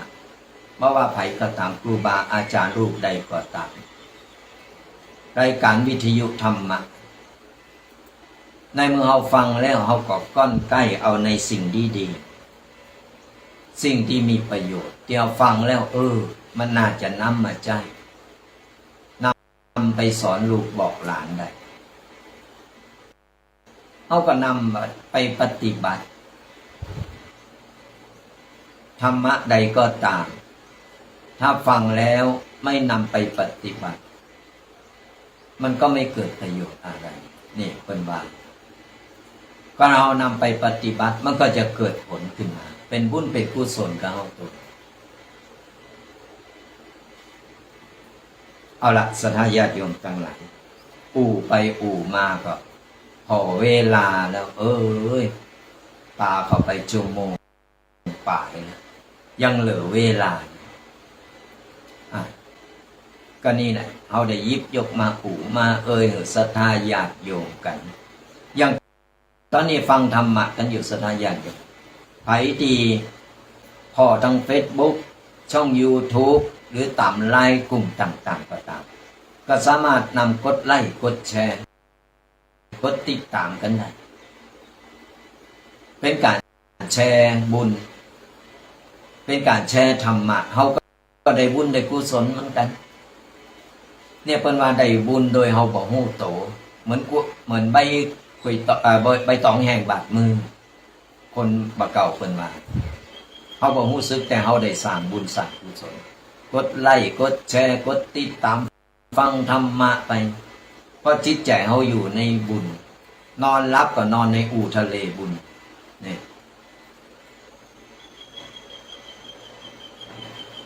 เราสามารถที่จะกดไลค์กดแชร์กดติดตามกันได้ หรือว่านำไปไปเราไปบอกลูกหลานไปมีวิทยุก็บ่ต้องน้อยอกน้อยใจ เปิดดังข้างบ้านให้มันฟังลูกหลานยิ่งวันเสาร์วันติดบางโรงเรียนกับปิดเทอมนะเปิดลูกหลานฟังตัวนี่อย่างน้อยเนี่ยละอ่อนมันก็ได้ซึมซับเข้าไปในโซนประสาทของมันก็ได้รับรู้ได้เห็นรู้อย่างน้อยเนี่ยมันได้ฟังคัดเก้าไปเตือนน้อยเตือนน้อยมันก็เป็นบุญเป็นกุศลเขาสร้างบุญสร้างกุศลอยู่ไหนก็ได้เขาทำไปเถอะว่าจำเป็นจะต้องไปสร้างก็สร้างอันนั้นที่มันเกินกำลังเขามันก็บ่ดีมันเดือดร้อนตัวเก่าสร้างตุกหรือตัวเก่าให้หมดเอาละสนาญาติโยมทั้งหลายตอนนี้ฝนฟ้าก็ซิอยู่เหมือนเก่าเหมือนหลังเดี๋ยวจะเปิดสายหน้าใหม่คือสนาญาติโยมได้มาได้มาแลกเปลี่ยนได้มาเสนอข้อคิดอะไรอย่างต่างๆวันนี้อากาศเป็นอย่างใดภัยน้ำโถงห้องมาเดียวน้ำทาขึ้นเด้อสนาญาติโยมทั้งหลายน้ำทาขึ้นนี่โปรดต้องปรติดต้องอันโผต้องฝ่ายนะนี่ก็ระมัดระวังละเอียดละอ่อนที่อยู่บ้านจองที่อยู่ไก่ติดน้ำติดแม่น้ำมันลื่นไหลลงไปการซับเตอร์น้ำมาแห้งกันน้ำป่าไหลหลากก็ดูแลกันตัวละอ่อนกับน้ำนี่มันตึงระวังกันหน่อยตอนนี้เขาจะเปิดสายหน้าใหม่คือสนาญาติโยมบัดใดเสนอข้อคิดกันเนาะก็โทรกันมาได้เบอร์เก่าเบอร์เดิมเนอะเขาก็จะได้เช็คพอว่าฟังอยู่ตั้งใดจ้าไผอยู่ตั้งใดฟังอย่างใดก็โทรกันเข้ามาได้ตีเบอร์โทรศัพท์เบอร์เดิมนะ0826112245ถ้าบ้าละบ่าลืมกันก็โทรมาหือกำลังใจกันมามามาตักมาตายมาเป็นกำลังใจกันเราก็จะได้มีกำลังอกกำลังใจในการไปค้นคว้าหาธรรมะต่างๆเอามามามาเล่าสู่สาธญาติโยมฟังกันก็โทรกันเข้ามาได้0826112245ชัดเจนกันโทรกันเข้ามาเนอะเดี๋ยวขออนุญาตรับสายกันนะเจริญพรมาแล้วแฟนพันธุ์แท้แม่ครูเป็นได้ฝนน้อยกันนั่นนะ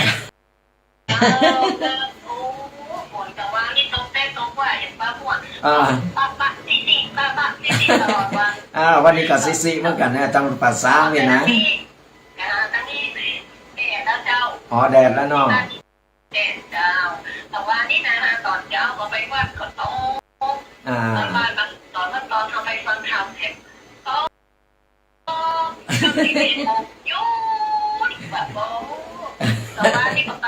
เรื่องนี่เนาะอุชาฟังธรรมของพ่อแม่เนาะเห็นท่านผมจะกล่าวว่าพออ่อนประเดี๋ยวนี่มันมาก่อนแม่มันได้กินน้ำลายมันได้กินน้ำลายพ่อแม่กินนมโง่นมควาย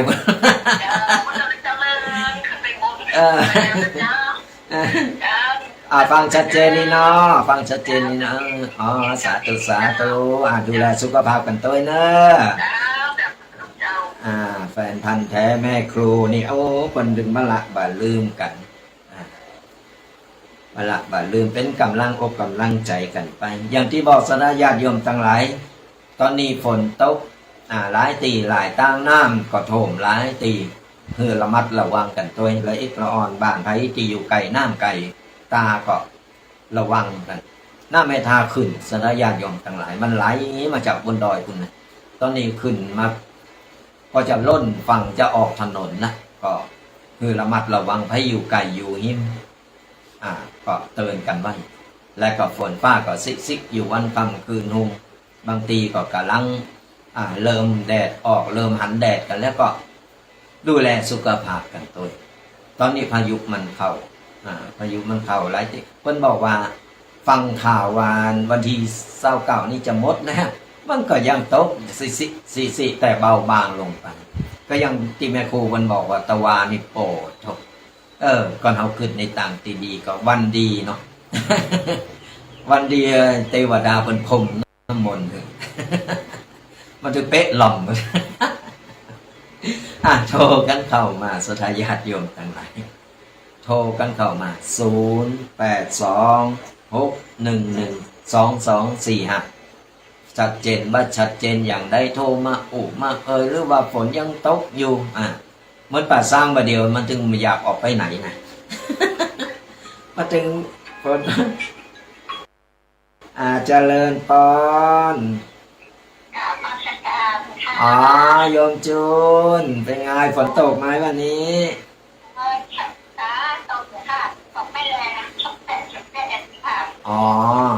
ก็ยังแค่ปล่อยพอเปียก พอเปียกบรรยากาศแบบนี้มันน่าทำอะไรดี คุมโปง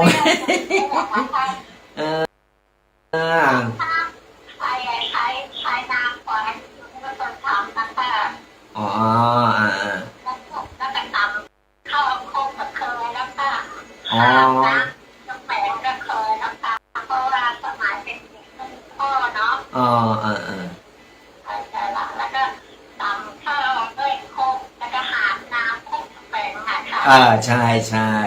สมัยก่อนมีบ่อน้ำไงไม่มีประปาไงไม่มีบาดาลไม่มีประปาเนี่ยมีบ่อน้ำต้องเอากระแป้งหิ้วน้ำหาบน้ำกัน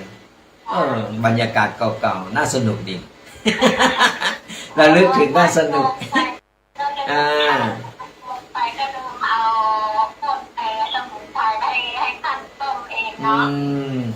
ะวันมีโอกาสอีกทีเดี๋ยวเขาเรียกเขาลูกขมูลกรรมประมาณต้นปีก็มาร่วมได้เนาะวันนั้นก็เอาส้มตำกับอะไร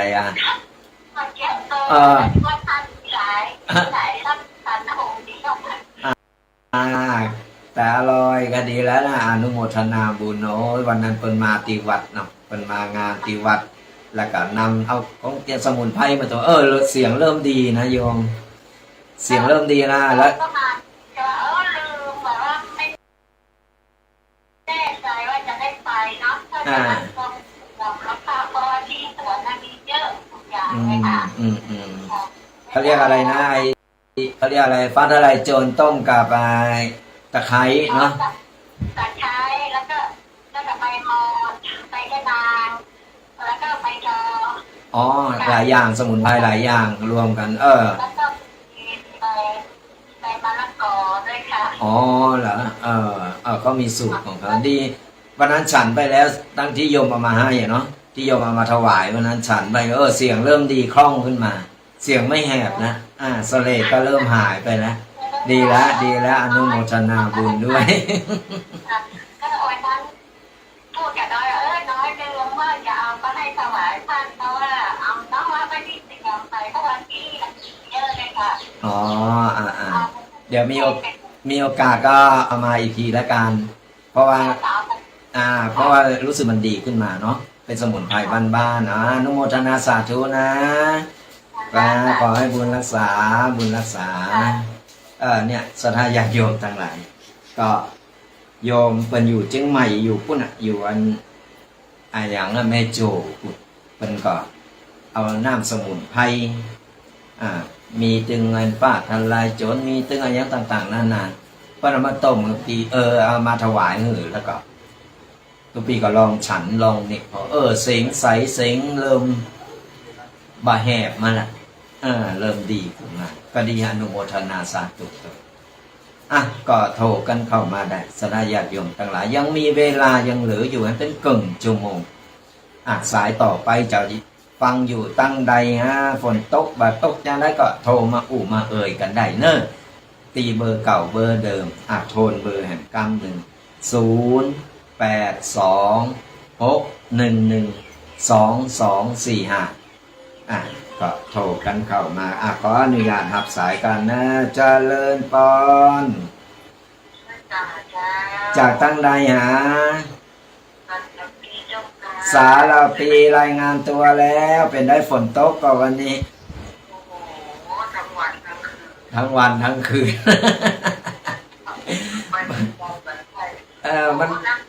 มันหนาวเปิ้นนะเนาะเราจะพูดน้ำโทรมา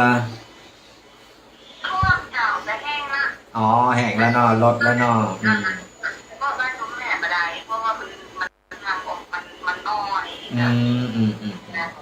ตอนนี้แห้งละอ๋อแล้ววันนี้เสียงใสนี่รู้สึกว่าเสียงใสขึ้นมาเป็นได้สบายเนาะสบายดีก็ดีขึ้นมาแล้วสบายดีแล้วตอนนั้นเสียงไข่แหบไข่หายไปเดี๋ยวเสียงเริ่มติกมาแล้วมันไปแอวโชว์ข้างโชว์คาวบ่ได้แต่ว่าไปกินหวานต้านโมนกันมาแล้วเนาะจุ่มเนอจุ่มโตตัว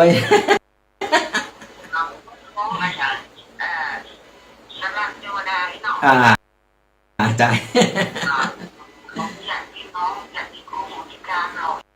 นั่นแหละมันหลั่งไหลลงมาเป็นฟ้าเป็นฝนนั่นดีละกินหวานต้านโมนกันเฮาได้ทำแล้วก็สบายใจเนาะเดี๋ยวสบายใจได้แล้วได้โล่งใจไปละก็แล้วฟังชัดเจนดีเนาะวันนี้ฟังทางโทรศัพท์ที่ท่านฟังมาได้เลยค่ะอ๋อแสดงว่าคืนทางวิทยุก็ค่อยดีเนาะฟังพอตั้งโทรศัพท์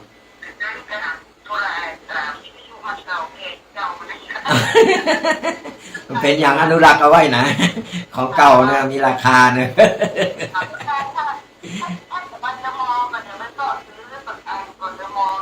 อ๋อ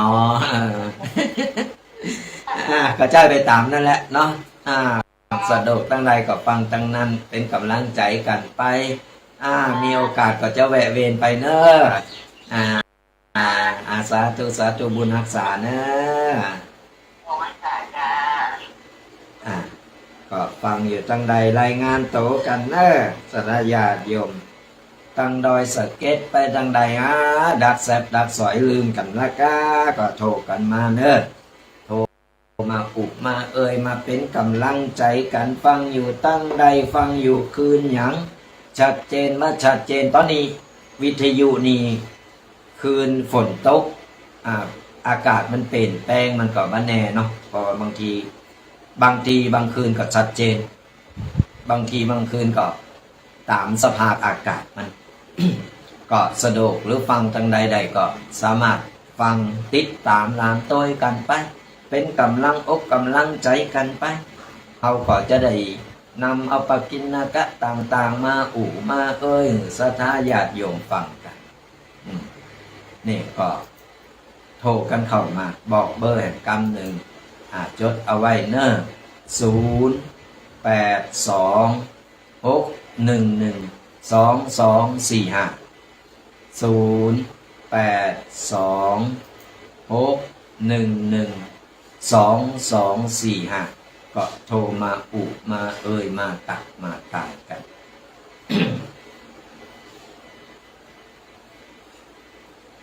ฟังอยู่ตั้งใดกันก็โทรกันเข้ามา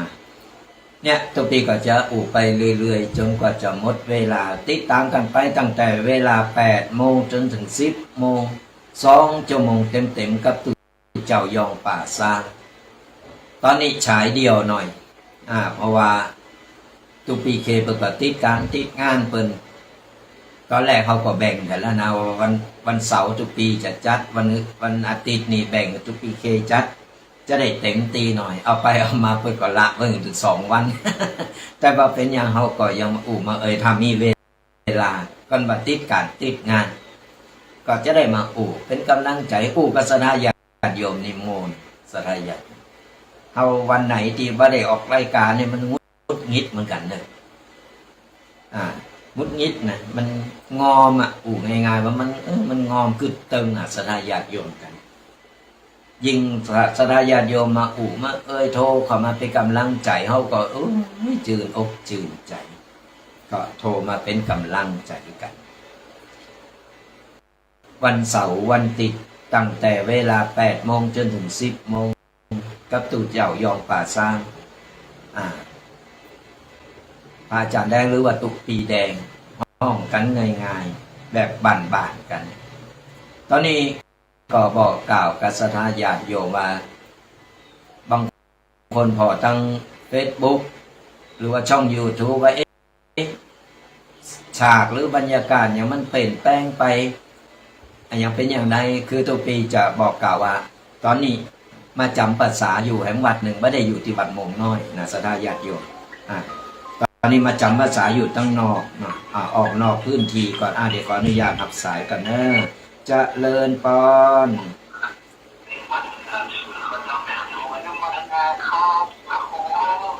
จากตั้งใดเนี่ยปิดวิทยุไอ้ก่อนเนาะวิทยุเสียงมันแทรกเข้ามาชัดเจนฟังอยู่ตั้งใดฮะบ้านโฮงเสียงคุ้นบ้านโฮงห้วยแห้งครับห้วยยังก็ห้วยแท่งบ้านโฮงห้วยแท่งฟังชัดเจนนี่เนาะชัดเจนครับฟังแล้วเป็นได้พองวันนี้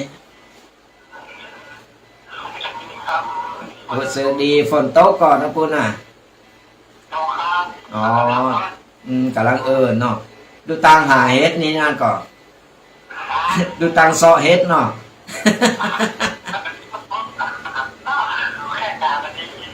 แข่งขาแบบดีอยู่กับบ้านเนาะก็ดีละเป็นกำลังใจกับลูกกับหลานเนาะดีละเป็นกำลังใจกันเนอะขอบุญรักษาเนอะบุญรักษาเดี๋ยวรับสายต่อเนาะเจริญปอนจากตั้งไรฮะ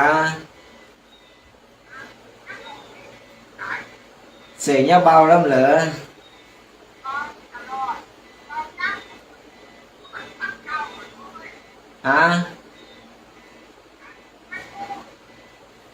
ฟังอยู่ตั้งไรตาตุ่มชัดเจนเนาะ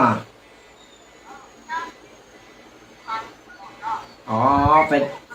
ป็นกำลังใจกันอยู่ไกลๆเสียงเบาแล้วเหรอ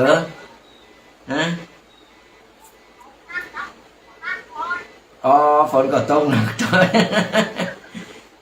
เป็นกำลังใจกันชัดเจนเนาะวันนี้เบอร์แกงเฮ็ดแล้วก็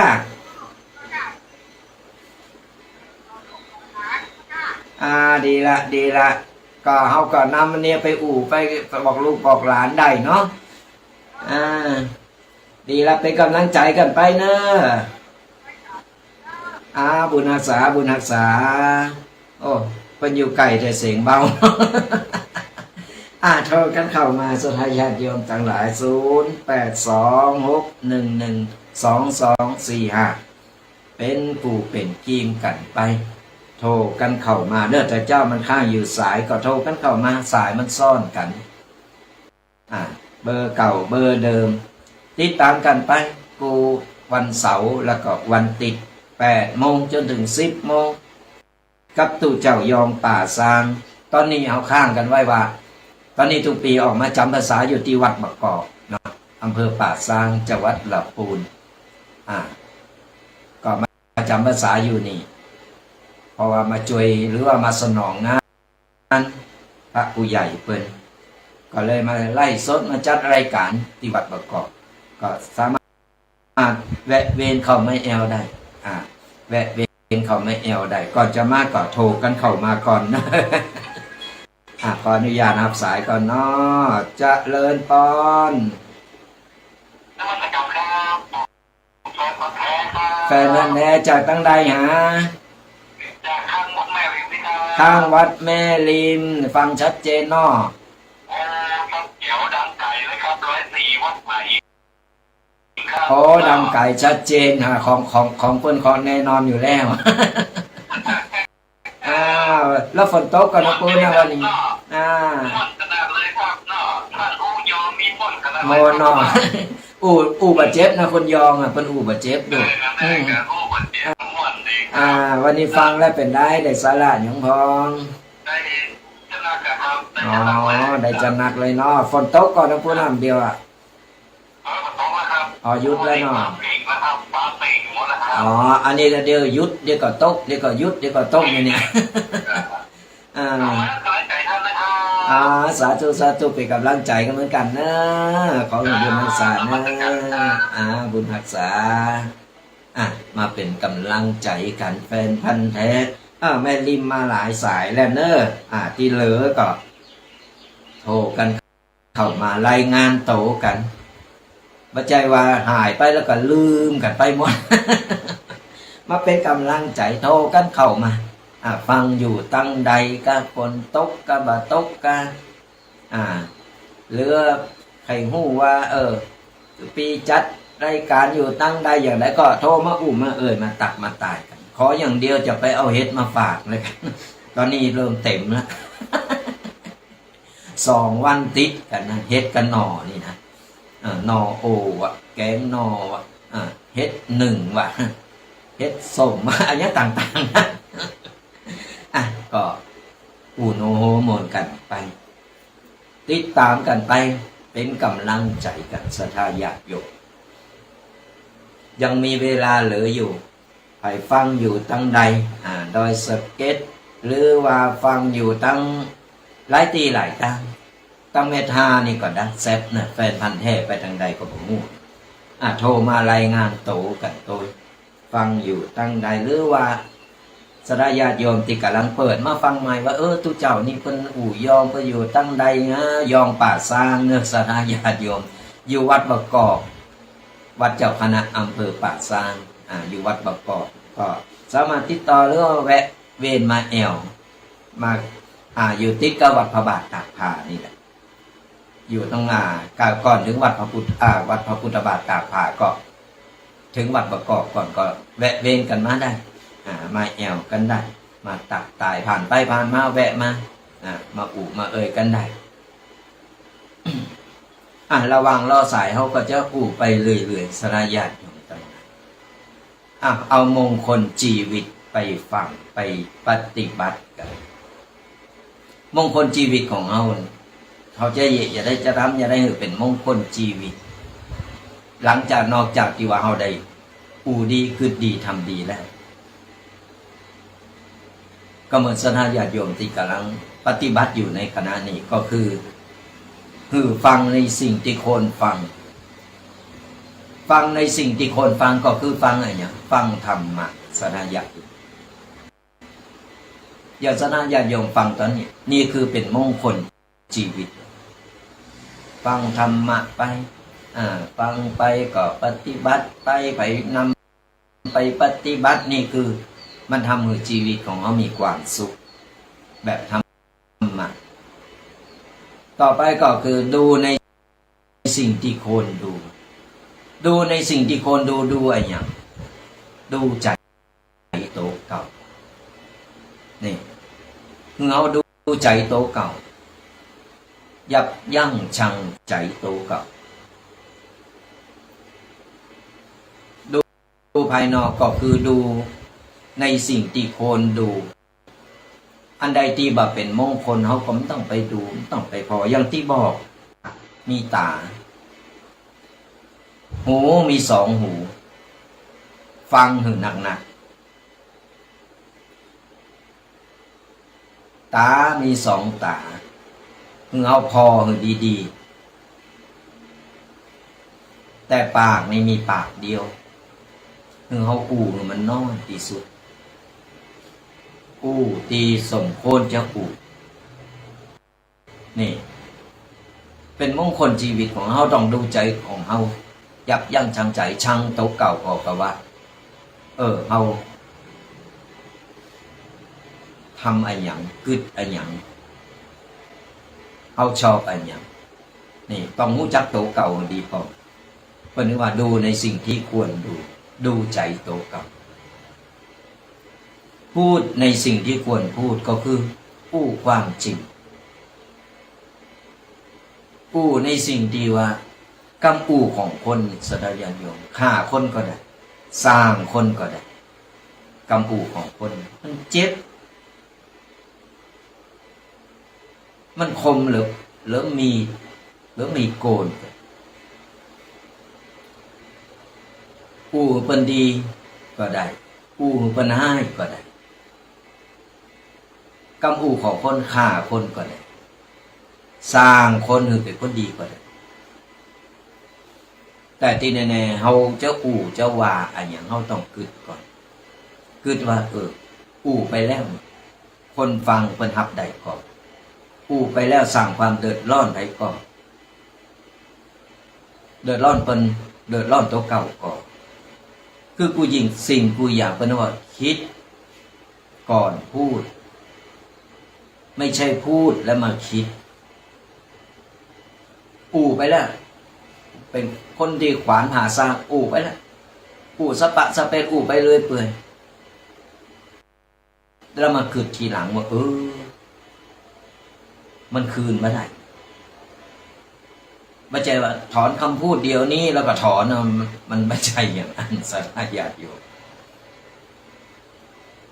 คือเพราะฉะนั้นก่อนเราจะอะไรอย่างที่มันเป็นความจริงที่มันเป็นสาระแล้วก็คนที่เปิ้นฟังแล้วฟังแล้วมาสั่งความเดือดร้อนตึงเปิ้นตึงโตนี่ว่าต้องไปสั่งเดิงว่าต้องไปแต่งเดิงไปเสริมไปแต่งเขาจะเป็นนักแต่งนักเขียนบทจะหือเป็นอย่างอันจะหือเป็นอย่างอี้มันจะเป็นบาปเป็นกรรมกระตุกเก่าอันใดที่บ่เป็นความจริงก็ไม่ต้องไปต้องไปแต่งต้องไปเสริมมีในสิ่งที่ควรมีในสิ่งที่ควรมีคืออะไรอย่างมีศีลและธรรมสทายาติอยู่มีศีลมีธรรมอยู่ในโตก็เหมือนเขาไปวัดกูข้างเขาไปอย่างตุเจ้าก็จะหึงศีลเขาหับศีลมาแล้วเราได้ไปฟังธรรมะหรือว่าสทายาติโยมอยู่บ้าน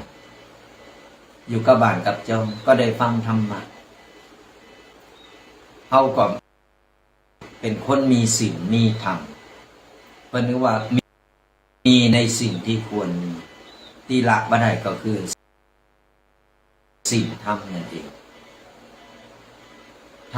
ำในสิ่งที่ควรทำในสิ่งที่ควรทำในสิ่งที่ควรทำก็คือทำความดีอย่างที่ไปเบื้องต้นความดีจ้ะความดีนี่มันแยกออกหลายอย่างทำความดีในการช่วยเหลือชุมชนช่วยเหลือเปิ้นมนุษย์ช่วยเหลือสัตว์ต่างๆนั่นน่ะนั่นก็เป็นความดี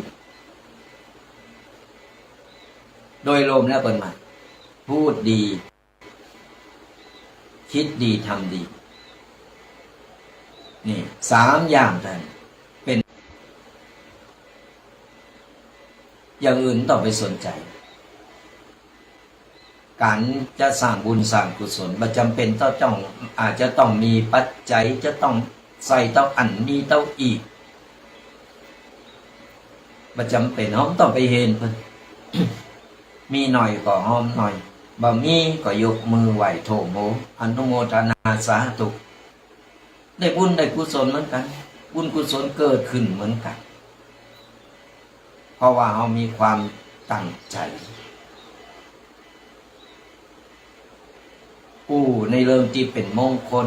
ในเรื่องที่สร้างสรรค์ฟังแต่เรื่องดีๆ ที่เป็นธรรมะที่เป็นธรรมบ่เอาเริงไล่สาระต่างๆที่มันเนาเสียมาลกสมองเอามาโขนสมองอันอย่างที่มันเกิดขึ้นมาเฮาหนีบ่ได้หนีบ่พ้นมันเกิดขึ้นมาแล้วเฮาก็พยายามใช้สติในการแก้ปัญหาเอาธรรมะที่เฮาได้คัดเก้าได้ฟังนี่เอาไปผสมผสานแก้ปัญหาในเมื่อเฮาแก้แล้วมันนักหนาสาหัสเฮาแก้บ่ได้ก็คือการเวลาคือการเวลามันได้แก่ของมันเองดีกว่าในเมื่อมันเกินกำลังเฮาแล้วเฮาก็วางเฉยแล้วก็คือการเวลามันได้แก้ปัญหาของมันไปเองและอย่างที่บอกเฮาต้องค้นคว้าแล้วก็ดูโตของเฮาว่าเฮาเนี่ยที่ผ่านมาจนอายุป่านนี้เฮาผิดพลาดอันนี้ที่ผ่านมาเฮาได้เคยได้ผิดพลาดได้ทำอะไรอย่างนี่เฮาต้องดูใจโตของเฮาชังใจโตของเฮาเองผิดพลาดแล้วก็แก้ไขได้มันยังบาดสายมันบ่มีคำว่าสายของการเริ่มต้นหรือว่านับหนึ่งใหม่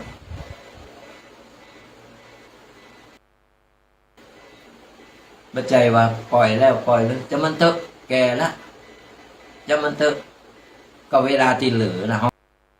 ปล่อยมันเสียเวลาอยู่หายใจควางไปวันเฮ้ออยู่อันเอาเวลาหายใจหนึ่งที่มันเหลืออยู่คือสร้างแต่สิ่งดีๆทำแต่คุณงามความดีกึดในสิ่งดีเป็นบุญเป็นกุศลถึงเอาลมหายใจจากไปเอาก็ไปฟังก็คือฟังธรรมะดูในสิ่งที่ควรดูก็คือดูใจตนพูดในสิ่งที่ควรพูดก็คือพูดความจริงมีในสิ่งที่ควรมีก็คือสิ่งทำในสิ่งที่ควรทำก็คือทำคุณงามความดีก็ฝากศรัทธาญาติโยมกันเอาไว้จะมีไผโทรเข้ามาเนี่ยก็ยังเหลือเวลา10 นาทีได้สักสาย2 สายก็ถ้าไผมีโอกาสหรือใครใครใครตักตายเป็นกำลังใจโทรกันเข้ามาได้และจะไปลืมติดตามกันต่อวันพุธวันติดตั้งแต่เวลา8 โมงจนถึง10 โมงก็จะได้มามากับศรัทธาญาติโยมกันถ้าแบบมีธุระหรือว่าบ่ได้ติดการติดงานต่างใดเขาก็จะมามานำปกิณกะนำข้อคิดปฏิธรรมต่างๆมาเล่าสู่ศรัทธาญาติโยมกันแล้วก็ได้ได้จ้ากันโมนงานสั่นเล่ามีอย่างมามากันแบบเข้าใจ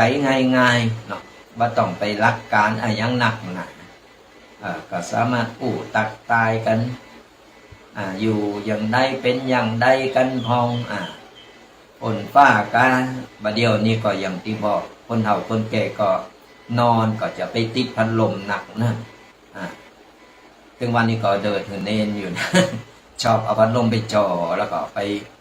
ผ่าห่มก็เบาห่มมันจะเป็นวัดเป็นไอไปแล้วก็สุขภาพมันก็บ่ดียิ่งเอาแก่โตมาถึงวันนี้สุขภาพมันมันอ่อนแห้งลงไปภูมิต้านทานมันอ่อนไปมันต้องดูแลสุขภาพอย่างหนักเนาะก็ดูแลสุขภาพกันนอนก็ห่มผ้าบัจจัยห่มผ้าตัวก็เปิดพัดลมตัวอันนั้นเป็นห้องติดพัดลมนะ เรื่องน้ำเรื่องทาก็เหมือนกันตอนนี้ตามสถานที่ต่างๆอย่างน้ำตกกาหรือว่าสถานที่ต่างๆในน้ำป่าไหลหลากระวังเน้อไปแอวไปมีลูกมีหลานก็เตือนแล้วก็ช่วงนี้ถ้าเว้นใดก็คือเว้นไปทางอื่นก่อนพอน้ำป่าไหลหลากมันมาเมื่อใดเราก็บอกงูพอน้ำมันไหลลงมาดอยลงจากดอยลงมา อย่างเมื่อเจ้านี่เตียนน้ำไม่ทานโอ้ยน้ำนี่น้ำกาแฟอายสีมันน่ะโอ้ต้องมันจึงมีกะขี้โผกามีกาตอนไม้มีกาใบหญ้ามีเอาอย่างไหลลงมาหมดแล้วมาแห้งตัวนี่ต้องระมัดระวังคนนี่มันก็แปลกชอบเนี่ยเวลาหันน้ำป่าไหลหลากมานี่โอ้ยลนไปพอกันโอ้ลุ่นกันแต่หาโอ้ยว่าอันตรายไก่โตนั่นโดยเฉพาะละเอ็กละอ่อนตื่นเต้นลนไปพอกันดีก็อันนั้นมาปัดลงไปหน้ามันดึงไปคือลมของหน้าที่มันลงจากดอยมันไหลแห้งเอาไหนมาตันไหนต้องระมัดระวังละเอ็กละอ่อนกันก็ตอนนี้มันเป็นฤดูเป็นหน้าของเปิ่นเอาก็ว่าบ่ได้เนาะแฮมบ่เมินมานานก็ลอยกระทงให้เหมาะมันก็ไปตามกาลเวลามันไปที่แน่ๆเฮาบ่ว่าจะเกิดอะไรหยังขึ้นก็ตามศรัทธาญาติโยมทั้งหลายเฮาต้องปรับให้อยู่กับสถานการณ์นั้นๆณปัจจุบันก็คือปัจจุบันเฮาต้องปรับโตของเฮาคือเข้าบ่ว่าจะเกิดหยังขึ้นก็ตามเฮาต้องไปเป็นกังกึดมากึดหนักโอ้ยอย่างอันอย่างอีมันจะเป็นตุกบาดาลเพราะฉะนั้นเขาก็ปั๊บคือเขากับสถานการณ์เพิ่นว่านะโบราณเพิ่นจึงบอกเข้าเมืองริวก็ริวตาตามอันอย่างจะเกิดขึ้นมาเขาก็ต้องหับมันหือได้มันได้เกิดขึ้นกับเขาคนเดียวมันโดยลมมันเป็นฤดูกาลของเพิ่นก็น่าหันใจกับคนกล้าคนขายเนาะแต่ฝนตกก็เดี๋ยวก็ตกว่ากลางวันว่ากลางคืนว่าก็เป็นกำลังใจกันไปสู้กันไปก็ทำใจกันหน่อย ตั้งหลักตอนนี้ก็เหลือเวลา7 นาทีก็ได้เวลาดีจะได้ปั่นป้อนกับสราญาติโยมกัน